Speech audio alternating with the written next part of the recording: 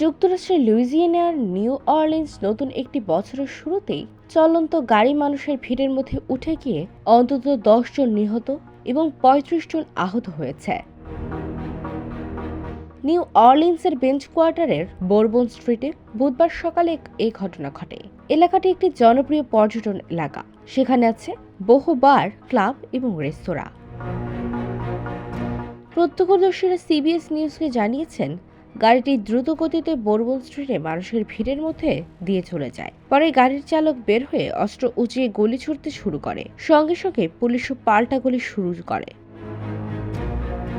Video ফুটেজে ঘটনাস্থলে বিপুল সংখ্যক পুলিশের গাড়ি দেখা গেছে।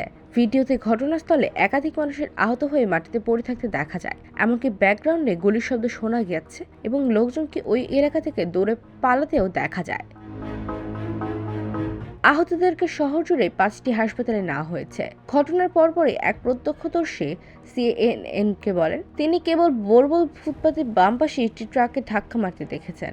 একটি লাশ তার দিকে ছিটকে আসছে। তিনি গুলির শব্দ শুনেছেন বলে জানান। আরেক প্রত্যক্ষদর্শী বলেন, বোরবল স্ট্রিটের একটি নাইট ক্লাব থেকে বের হওয়ার সময় তিনি ঘটনাটি দেখেন।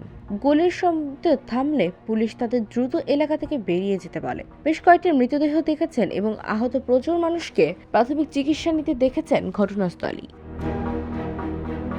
একটি ওপেন এয়ার কনসার্ট এবং নববর্ষের কাউন্টডাউনে অংশ নিতে এলাকাটিতে মানুষের ভিড় করেছিল। লুইজিয়ানার গভর্নর এই ঘটনাকে ভয়াবহ সহিংস তৎপরতা বলে বর্ণনা করেছেন। হত্যার শিকার যারা হয়েছেন তাদের জন্য প্রার্থনা করার জন্য আহ্বান জানিয়েছেন তিনি। পুলিশ সুপারিনটেন্ডেন্ট অ্যান্ড কার্কপ্যাট্রিক বলেন, গাড়ি চালক পুলিশ কর্মকর্তাদের লক্ষ্য করে গুলি ছোড়ে। এতে 2 পুলিশ কর্মকর্তা গুলিবিদ্ধ হয়েছেন, তবে তাদের অবস্থা স্থিতিশীল। গাড়ির ড্রাইভার ইচ্ছাকৃতভাবে এই ঘটনা করেছে বলে জানান তিনি। নিউ অরলিন্স শহরে বর্ষবরণ উৎসবে গাড়ি উঠিয়ে দেওয়ার ঘটনায় সন্দেহভাজন হামলাকারীর জঙ্গি গোষ্ঠী আইএসের পতাকা ছিল।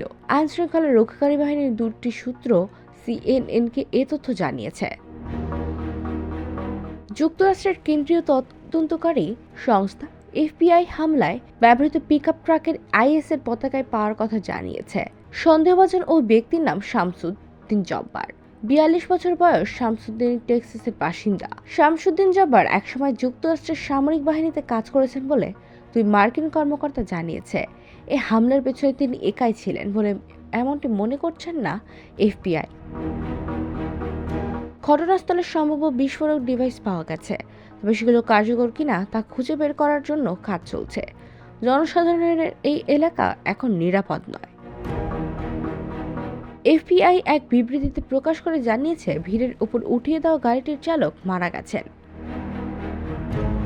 IBTV, USA, new York.